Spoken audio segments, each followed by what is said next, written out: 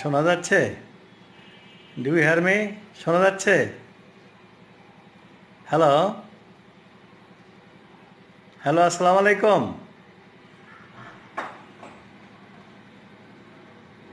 এই লাইটটা দাও তো, ওই যে এই পাশেরটা। হ্যাঁ জুবাইর, হ্যাঁ এই এখন দেখো, হ্যাঁ দেখা যাচ্ছে। এই অফ কর, এটা অফ কর, এটা অফ কর। ওই পাশেটা, ওই পাশেটা, হ্যাঁ হ্যাঁ। তাহলে শোনো, এখন কথা বুঝতে পারছে কি না? Hello, do you hear me? Yes, hello, আপনারা কি শুনছেন? ইয়েস স্যার, আচ্ছা, থ্যাংক ইউ। জি, আসসালামু আলাইকুম। আসসালামু আলাইকুম। আজকে আমি ইনজুরি থেকে পড়াবো। That is a bruise injury, bruise and laceration. তো আমাদের একটু ইন্টারাকশন হওয়া দরকার, পরিচয় হওয়া দরকার। আমি professor doctor Shah Mohammad Shahjahan Ali, professor of forensic medicine and head of the department, TMSS Medical College, Bogura. And I was head of the department Forensic Medicine in Khaja Yunus Ali Medical College previously, and I was a government professor in Shohid Zia Rahman Medical College and vice principal of their college, and then I was the head of the department of Khulna Medical College. Last I joined in TMSS Medical College. Now I am working here, and part-time I am doing the job in the Khaja Yunus Ali Medical College. হ্যাঁ জুবাইর, হ্যাঁ আচ্ছা আচ্ছা আচ্ছা, ঠিক আছে, app delete করে দিই। হ্যাঁ, রাইট রাইট, হ্যাঁ ঠিক আছে।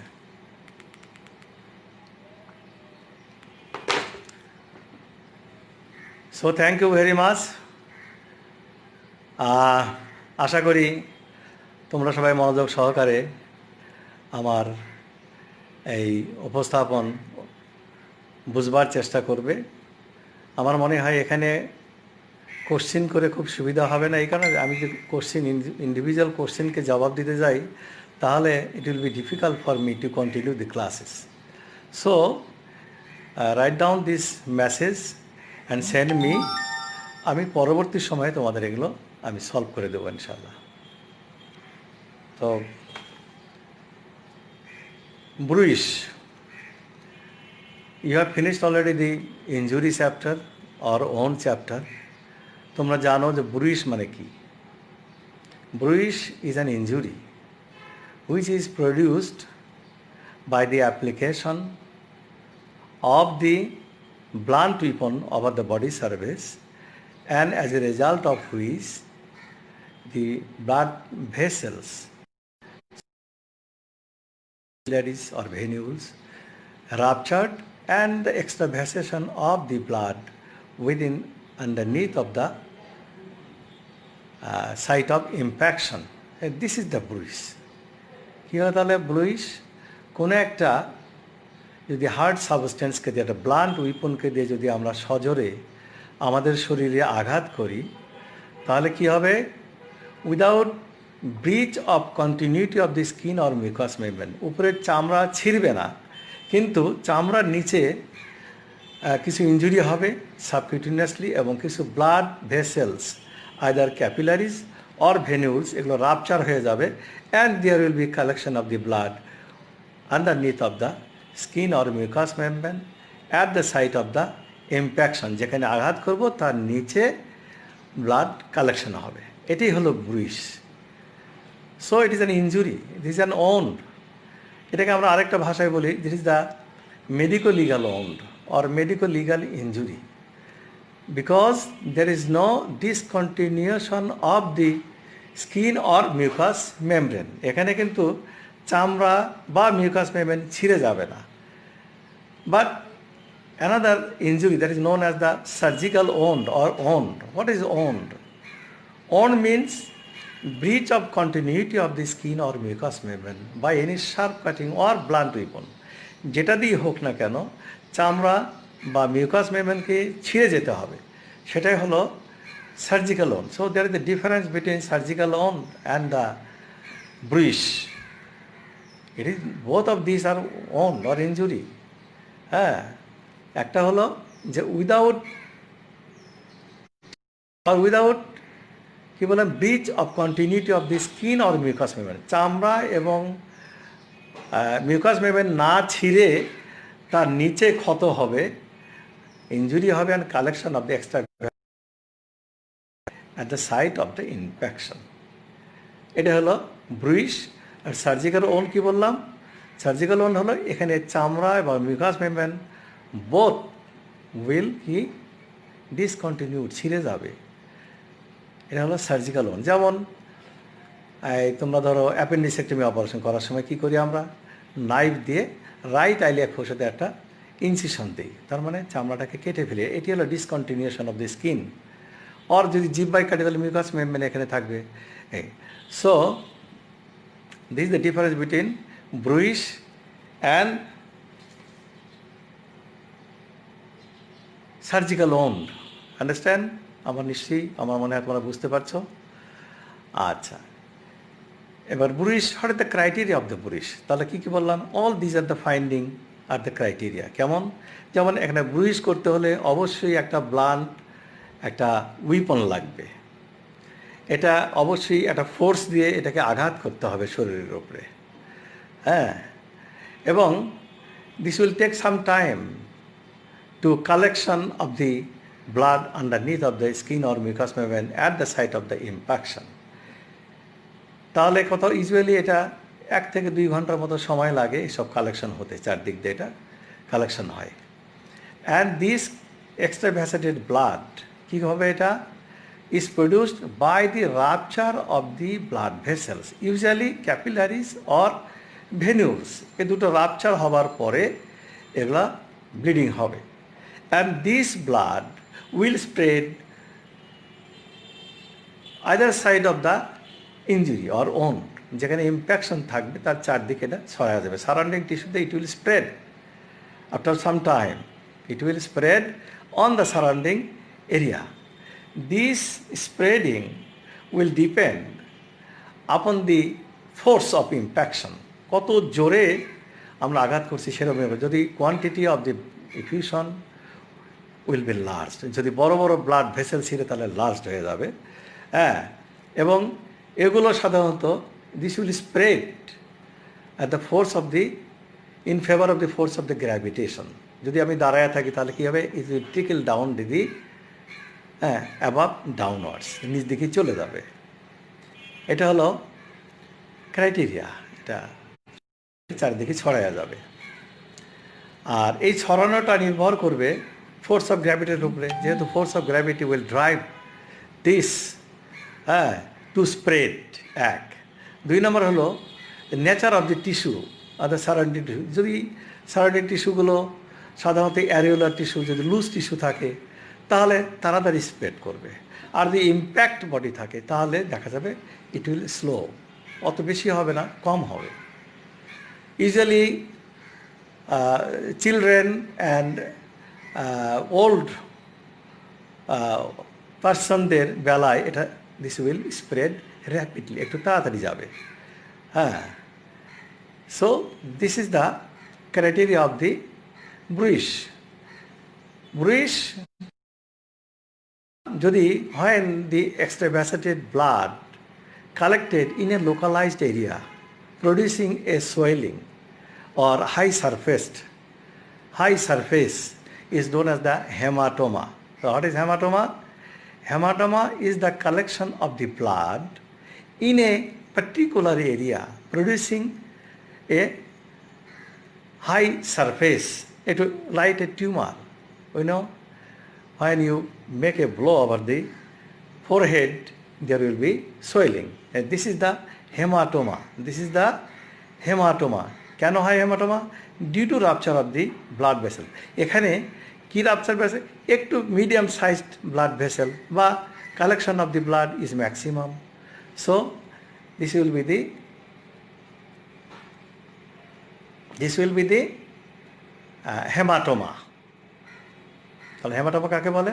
Is the collection of the blood in a localized area by a blunt force due to rupture of a large blood vessel or medium-sized blood vessel. So, there is a bruise, hematoma, and surgical wound. There is a basic difference between these two. This bruise, it is not self-reproduced. produced. Some of the assailant or an accident can cause the production of the bruise. Understand? আচ্ছা, যে কোনো দুর্ঘটনার জন্য এটা হতে পারে, যে কোনো একটা শক্ত জিনিসের সঙ্গে একটা ব্লান্ট উইপনের সঙ্গে আঘাত লাগলে এটা হয় সাধারণত। এটা দুই ধরনের হয়, two types. One is external and another is internal. এক্সটার্নালটা কি? When we find it externally, that is, you make a trauma by a blunt weapon over our arm or leg or back, it will produce a external. That is that we can see externally. Internal key, what is internal?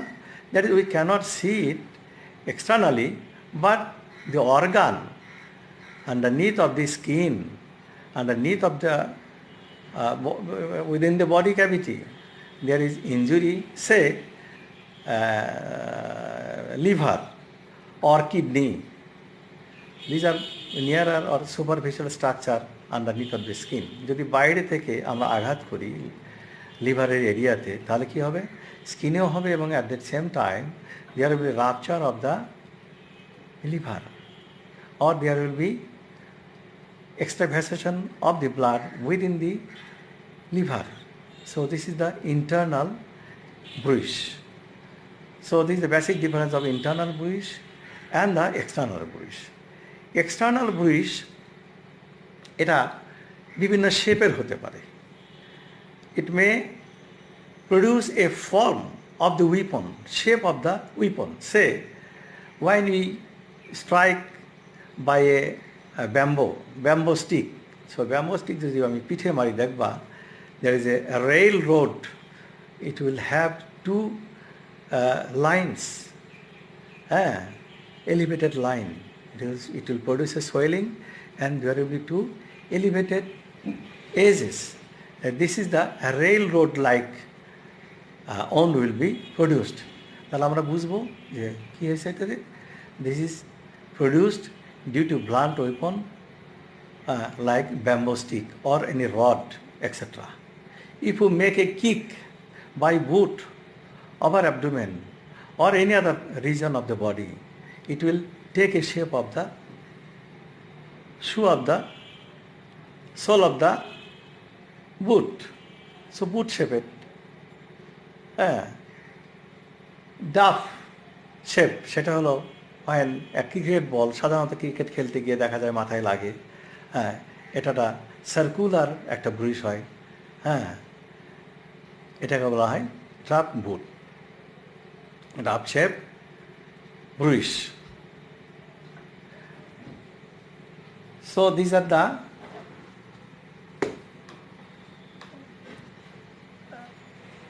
are the type of the bruise. Understand? Bruise আমি কিন্তু প্রথমে বলছি যে এটা this is the medico legal wound. এটা কিন্তু surgical wound না, medico legal wound. আর মেডিকো লিগাল ওন আমরা কেন এটা বলছি মেডিকো লিগাল ওন?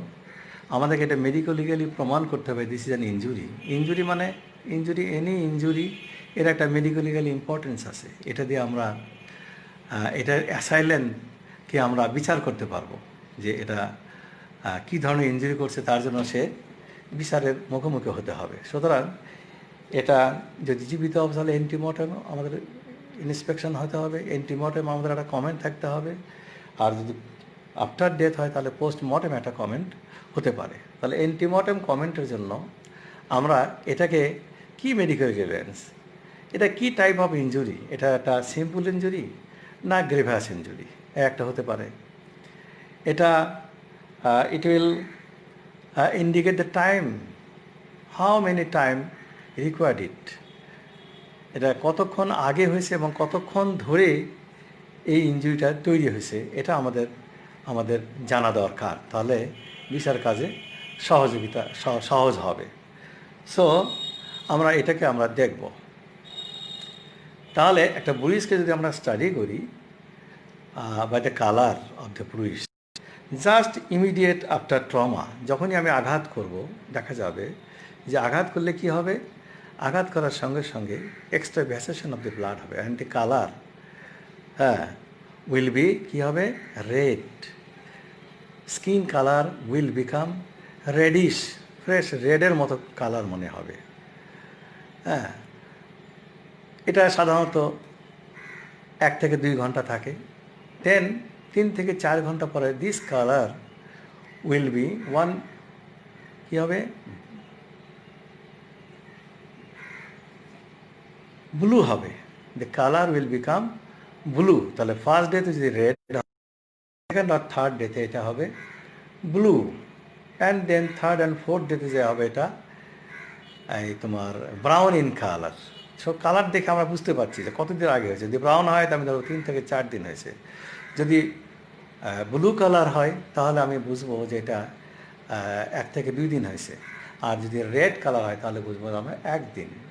হ্যাঁ, just immediately within a day এই ইনজুরিটা প্রডিউস হয়েছে এটা। যার কারণে এর সঙ্গে অ্যাসাইলেন্টের একটা অবস্থান নির্ভর করবে, ওই সময় উনি কোথায় ছিলেন ইত্যাদি। আচ্ছা, next it will become green in brown in colour. Then 4th to 5th ডেতে it will become brown in colour, and after 7 days it will become green in colour, greenish in color. Then after normally color হয়ে যাবে। So at least 7 to 8 days required to come its normal color. Understand? So আমরা কি হলো, আমরা colour দেখে এই ওনটার age determination করতে পারবো, আইদার এটা 1 দিনের না 2 হ্যাঁ বা 4 দিন আগে না 7 দিন আগে, আমরা এটা কালার দেখে আমাদের এটা ডিটারমাইন করতে হবে। দেন এখন এই ব্রুইজ সাধারণত আমরা তো বলছি এটা একটা ইনজুরি, এটা একটা হোমিসাইডাল ইনজুরি হতে পারে বা injury done by some other person হতে পারে। ইউজুয়ালি এটা সেলফ ইনফ্লিক্টেড হয় না। হ্যাঁ, আর এটা কী হতে পারে, অ্যাক্সিডেন্টাল হতে পারে। সব ন্যাচারাল আমরা বুঝতে পারবো যে whether it is accidental or it is done by some other person, এটা আমরা কমেন্টে লিখতে পারব। আর এটা এই ব্রুইজ আরও নানাভাবে তৈরি করা যেতে পারে। যেমন সাধারণত এসব অপরাধী করবার জন্য, কাউকে দোষী সাব্যস্ত করবার জন্য আমরা এটা করতে পারি। কেমনে? এটা সাধারণত সেলফ ট্রি করা যায়। যেমন সাম অ্যাক্রিড জুসেস, কিছু জুস দিয়ে যদি application of some acrid juices দেখা যাবে যে surface of the skin will become কি সোয়েল, হ্যাঁ, and reddish in colour. So somebody will think it is this is a bruise, sue the court, হ্যাঁ, sue the court a case. সুতরাং এইটা আদৌ এটা তাহলে কী হলো, এটা আর্টিফিশিয়ালি, তাহলে আর্টিফিশিয়াল ব্রুইশ কিনা বা অরিজিনালি এটা actual differentiated. If it is artificial bruise, সাধারণত এটা দেখা যাবে এক্সপোজড পার্টে হয়। সাধারণত কোথায়,